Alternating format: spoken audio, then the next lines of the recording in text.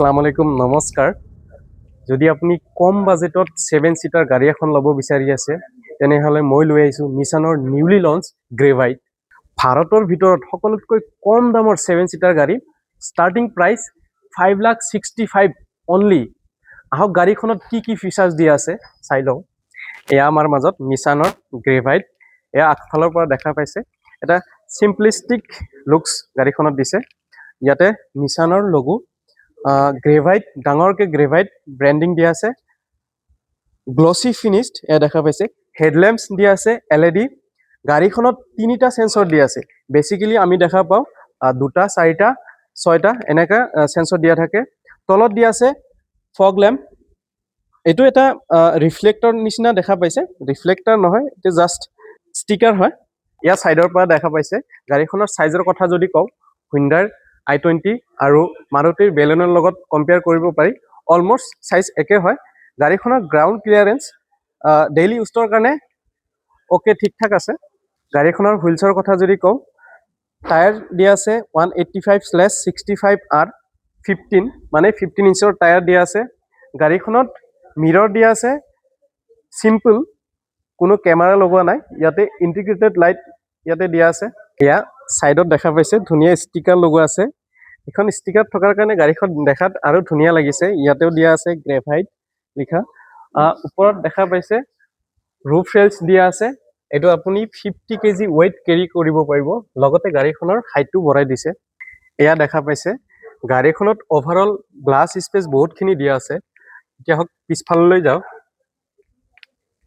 Air পিছফালৰ পৰা দেখা পাইছে গাড়ীখন পিছফালৰ পৰা সিম্পল দেখাত লাগিলেও ভাল লাগিছে ইয়াতে দিয়া আছে নিসানৰ ব্ৰ্যান্ডিং ইয়াতে গ্ৰেভাইট ডাঙৰকে লিখা আছে এলইডি টেইল ল্যাম্পস দিয়া আছে ইয়াতে ৰিফ্লেক্টৰ যেন লাগিছে বাট ৰিফ্লেক্টৰ নহয় এটো জাস্ট এটা ষ্টিকাৰ হে ৰিফ্লেক্টৰ ইয়াতে দিয়া আছে গাড়ীখনত আগফালৰ নিচিনা পিছফালেও তিনিটা সেন্সৰ দিয়া আছে ওপৰত দিয়া আছে ডিফগাৰ হৈতে উইপাৰ এখন দিয়া আছে দুটাই পাব এতিয়া হক বুট স্পেস কিমান দিয়া আছে এটা জাস্ট মই খুলি দিছো এটা দেখা পাইছে মানে যদি চাব যাও বুট স্পেস ইমানখিনি দিয়া নাই বাট এটা কন্ডিশন আছে যদি আপুনি সিট কেটা ফোল্ড কৰি দিয়ে মানে যদি আপুনি ধৰক কোনবা এখন ট্ৰিপত গৈ আছে পাঁচজন মানুহ লৈ গৈ আছে তেতিয়া হলে এই দুটা সিট আপুনি ইজিলি খুলি ঘৰত থৈ যাব পাৰিব থৈ প্লাই গোটেইখিনি লেগেজ সেগেজ ইয়াতে থৈ আপুনি যাব পাৰিব আপোনাৰ হিচাপত 5 বা 7 সিটাৰ কৰি এডজাস্ট কৰি ল'ব পাৰে এটো বস্তু মোৰ পাৰ্সোনালি ভাল লাগিছে এটা হক ভিতৰলৈ যাও এটা মই যদি থাৰ্ড ৰড যাব বিচাৰো এটো জাস্ট ফোল্ড কৰি হ্যাঁ ইজিলি ঘুমাই যাব পাৰে এয়া মই বহিলো থাৰ্ড ৰড এয়া দেখা পাইছে মোৰ নিচিনা হাইট থকা মানুহ যদি বহে এয়া হেডৰুম নি স্পেস ওভাৰঅল বহুতখিনি স্পেস দি আছে জাগাটো ওকে ঠিকে থাকে আছে মাজৰ সিটটো সেকেন্ড ৰটোটো এডজাস্ট কৰিব পাৰিব স্লাইডিং থাৰ্ড ৰৰ এসি ভেন্ট ইয়াতে দিয়া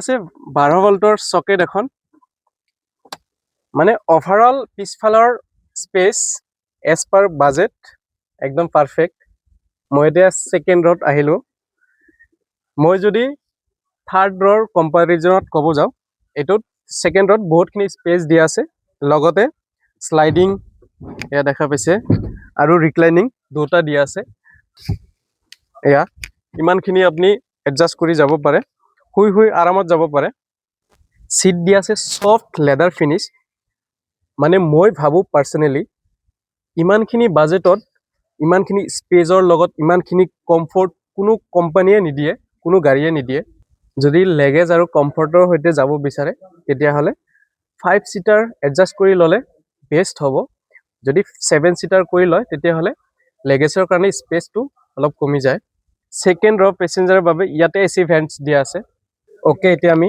ড্ৰাইভাৰ সিটলৈ আহিলো ওভাৰঅল ড্যাশবোৰ্ডৰ লুকছৰ কথা যদি কও fit and finished quality of material আর ডিসেন্ট এজ পার প্রাইস এয়া ইয়াতে এখন ডিসপ্লে দেখা পাইছে 8 ইঞ্চ ডিসপ্লে দিয়া আছে ইয়াতে ৰিয়াৰ পাৰ্কিং কেমেৰা মানে কেমেৰাটো একদম বেষ্ট বুলি নকও এভারেজ ঠিকে ঠাকে আছে। এয়া দেখা পাইছে ইয়াতে দিয়া আছে এসি কন্ট্ৰোলাৰ আদি সুইচ। ইয়াতে দিয়া আছে start stop cruise controller charging port ইয়াতে এখন দিয়া আছে। লগতে ইয়াতে ওয়্যাৰলেস চাৰ্জিং এখন দিয়া আছে ফেসিলিটি এটো পাই যাব। এখন গাড়ীখনৰ চাবি লক আনলক ঠিকি open on lights the Nissan branding steering দিয়া আছে পাওয়ার স্টিয়ারিং এডজাস্টেবল হয় এই দেখা পাইছে। গিয়ার বক্স দিয়া আছে 5 speed manual transmission digital instrument cluster এ দেখা পাইছে কোৱালিটি বহুত ভাল। গাড়ীখনত JBLৰ ব্ৰ্যান্ডেড স্পিকাৰ লগোৱা আছে ইয়াতে দিয়া আছে। গাড়ীখনত দুখন গ্লক বক্স দিয়া আছে এইটো তলত এখন দিয়া আছে এ দেখা পাইছে তলৰখন ডাঙৰ। গাড়ীখনত বহি কমফৰ্ট বহুত ভাল। ইয়াতে এখন আৰ্ম ৰেষ্ট দিয়া আছে মানে ওভাৰঅল ইন্টেৰিয়ৰ দেখা পালে প্ৰাইস হিচাপত গাড়ীখনৰ ইন্টেৰিয়ৰ বহুত ভাল। এতিয়া হক গাড়ীখনত কি সেফটি ফিচাৰ্স দিয়া আছে। গাড়ীখনত এয়াৰবেগ দিয়া আছে 6খন আৰু সেফটিৰ কাৰণে দিয়া আছে TMPS hill start assist front and rear parking sensor. লগতে ব্ৰেক দিয়া আছে ফ্ৰণ্ট ব্ৰেক ডিস্ক ব্ৰেক আৰু ৰিয়াৰ ব্ৰেক ড্ৰাম ব্ৰেক দিয়া আছে। আৰু অফিচিয়েল ক্ৰেশ টেষ্টত এখন গাড়ীয়ে 4 ষ্টাৰ ৰেটিংছ লৈ আহিছে যাৰ বাবে মই বহুত ইমপ্ৰেছ। এতিয়া হক গাড়ীখনৰ ইঞ্জিনলৈ যাও। গাড়ীখনৰ 1 লিটাৰ কেপাসিটিৰ ইঞ্জিন দিয়া আছে নন টাৰ্বো। গাড়ীখনৰ ইঞ্জিন সিসি দিয়া আছে 1000 3 সিলিন্ডাৰৰ গাড়ী এখন। গাড়ীখনত ম্যাক্সিমাম টৰ্ক দিয়া আছে 96 Nm। গাড়ীখনৰ ম্যাক্সিমাম পাৱাৰ 71 bhp। গাড়ীখনৰ ইঞ্জিনৰ নয়েজটো অলপ বেছি। গাড়ীখনৰ মাইলেজ পাব company claim 19+ real drive approx 14+ পাই যাব।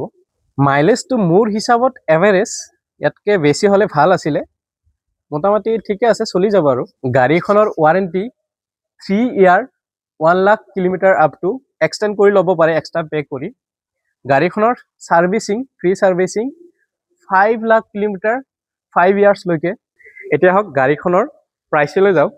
ইখন গাড়ীৰ বেস মডেলৰ স্টাৰ্টিং প্ৰাইস এক্সৰুম 5,65,000। গাড়ীখনৰ অন ৰোড প্ৰাইস আহিব 6,55,000 আপ টু টপ মডেল লৈকে যাব 10,50,000 অন ৰোড গুৱাহাটীৰ প্ৰাইস এটো। আপুনি যদি কম বাজেটত 7 সিটাৰৰ বেছি স্পেস থকা গাড়ী এখন ল'ব বিচাৰে নিশানৰ গ্ৰেভাইট গাড়ীখন ল'ব পাৰে। এখন গাড়ী কমাৰ্শিয়েল ইউজ ভাড়া মাৰিবৰ কাৰণে আৰু ফ্যামিলি ইউজৰ কাৰণে বহুত ইউজফুল হয়। এজ পাৰ প্ৰাইস গাড়ীখনৰ প্ৰাইস হিচাপত বহুতখিনি সেফটি বহুতখিনি ফিচাৰ্স দিয়া আছে। যদি গাড়ীখন ল'ব বিচাৰে মোৰ ফোন নম্বৰ এড্ৰেছ দিয়া আছে যোগাযোগ কৰিব পাৰে। ধন্যবাদ।